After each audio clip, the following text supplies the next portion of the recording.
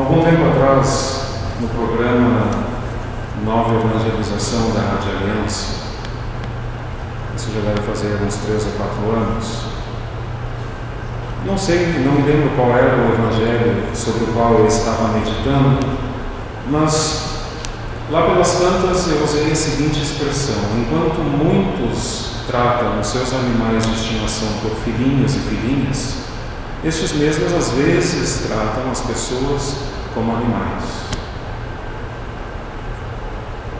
Enfim, diversas ligações. No intervalo, enquanto tocava uma música, uma senhora telefonou para a rádio para xingar o padre, dizendo: é um absurdo que um sacerdote da igreja diga tamanha bobagem. Eu tenho uma pincher e ela é minha filhinha sim. Eu disse: minha senhora, perdão pela minha ignorância, mas até onde eu sei, os filhos são da mesma natureza dos pais. Para a senhora ter uma filha pincher, qual dos dois é pincher, a senhora ou seu esposo? Ela disse: vou falar com o bispo. Eu disse: avô, Espírito Santo, número 95. Fique à vontade. Por que digo isso, meus caros, e por que trago presente este caso? Ouvimos no Evangelho de hoje: se sois filhos de Abraão, praticai as obras de Abraão. Nós começamos, entre as catequeses destas quartas-feiras, na semana passada, a tratar sobre o tema da santidade. E vimos, então, que pelo batismo nos tornamos templos do Espírito Santo, fomos elevados da natureza humana a uma nova natureza, feitos participantes da divindade, porque inseridos em Cristo pelo batismo, já não somos somente seres naturais, mas sobrenaturais. E a catequese hoje versará sobre esta santidade ontológica. Ontológica é um termo filosófico, significa que é própria da nossa natureza, e como esta santidade ontológica se deve manifestar de forma psicológica e moral, ou seja, como ela deve se manifestar na prática. Por natureza, desde o batismo, o nosso ser é distinto antes e depois do batismo. Os que somos batizados, vivamos ou não de forma santa, e como esta santidade ontológica se deve manifestar de forma psicológica e moral, ou seja, como ela deve se manifestar na prática.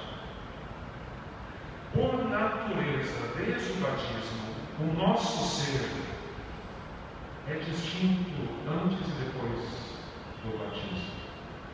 Os que somos batizados, vivamos ou não de forma santa, na essência somos santos. Assim como uma pessoa, já aconteceram alguns relatos, já se viram alguns relatos históricos, uma criança que não seja criada por seres humanos e que se perda, seja criada na selva, não é porque ela não aprendeu os modos humanos, não é porque ela não aprendeu a falar, não aprendeu a andar de forma ereta, não aprendeu a comer usando talheres, não aprendeu a se vestir, não é por isso que na essência aquela pessoa deixe de ser um ser humano. Mas para que seja plenamente humano, deve atualizar, tornar atual essa potência que está ali latente na sua essência. E se Deus, o Santo, por participação do puro dom, nos quer associar-se e fazer-nos santos, para que tenhamos condições de pôr em prática o mandamento da Escritura, seja santos como o vosso Pai Celeste é santo, também nós devemos atualizar esta potência latente que está em nós. Embora, por vezes, vivamos como homens e mulheres carnais, ou seja, como a nossa velha natureza humana, embora nem sempre vivamos esta sobrenatureza a qual fomos elevados, nem por isso deixamos na essência de ter todo o potencial para sermos santos.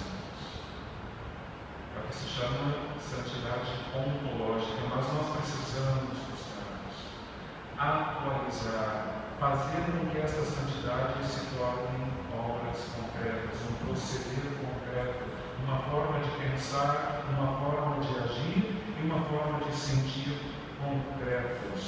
Porque, assim como tudo aqui neste corpo deste Pai que vos fala, desde o pedacinho mínimo da unha, do dedão da mão, ao dedo mínimo do pé, tudo é permeado pela natureza própria do homem. Tem um DNA humano. Ou seja, todo o meu ser, todo o vosso ser deve proceder como algo próprio da natureza humana. Mas também tudo neste corpo, o templo do Espírito Santo, tudo em vossos corpos, templos do Espírito Santo, meus caros, tudo é chamado à santidade. Todo o ser humano por completo, não somente a alma, também o corpo, todo o nosso ser foi redimido pelo Senhor da cruz. Porque se fosse para redimir somente a alma, ele não precisaria ter assumido a carne. Se fosse para redimir somente a alma, não precisaria o Senhor ressuscitar o corpo. Se fosse para redimir somente a alma, ao ascender aos céus, o Senhor deixaria o corpo na terra.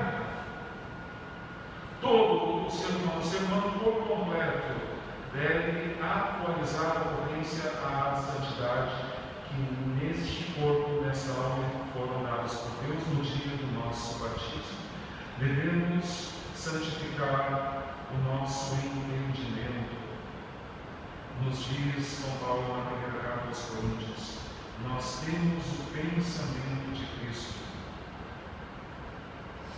Pensar, olhar o mundo com o olhar de Cristo. Não adianta pensar só em santificar a alma pela oração piedosamente, sem santificar também os pensamentos, os julgamentos. E com quanta frequência nós, porque este Papa também se inclui neste rol, confundimos a santidade com algo puramente espiritual e achamos que somos muito santos porque cumprimos meia-dúzia de regras religiosas. Mas às vezes o nosso pensamento está cheio de julgamentos, às vezes o nosso pensamento está cheio de malícia, de maldade, de maquinações, de cobiças. Todo o nosso ser deve ser santificado. Em todo o nosso ser esta potência da santidade deve se atualizar. Também a vontade, também os sentimentos, o nosso consciente e o nosso inconsciente, todo o nosso corpo, todo o nosso ser, enfim. Todos nós devemos fazer com que esse chamado a sermos novos homens, novas mulheres, em Cristo novo Adão, deve ser posto em prática se de fato quisermos ser santos como o Pai Celeste é santo. Pode acontecer que, por deficiências das quais não temos culpa, pode acontecer que não consigamos santificar todas as nossas potências. É o que a teologia chama de santos não exemplares. Pode haver um santo que não seja exemplo de vida? Pode. Porque pode acontecer que, por uma deficiência psicológica, por uma deficiência cerebral, por uma deficiência na formação da personalidade, a pessoa lute intensamente para ser santa, com todo o seu esforço, com todas as suas potências, mas não consiga traduzir esta santidade, às vezes, no trato com as pessoas. Alguém que não foi educado para ser educado com os outros, não é porque, às vezes, destrata a pessoa, às vezes não faz por mal. Às vezes é uma deficiência na formação da pessoa, uma deficiência na formação da consciência. Quão invencível seja, quando a pessoa tenta superar as suas deficiências, mas a natureza não permite, não é por isso que a pessoa não vai ser santa. Agora, quando vencível, sim, porque senão nos acomodamos. Nos acomodamos naquela ideia, eu sou assim mesmo, eu sou preguiçoso por natureza, eu sou paciente até que me dizem os calos. De santos não exemplares, alguns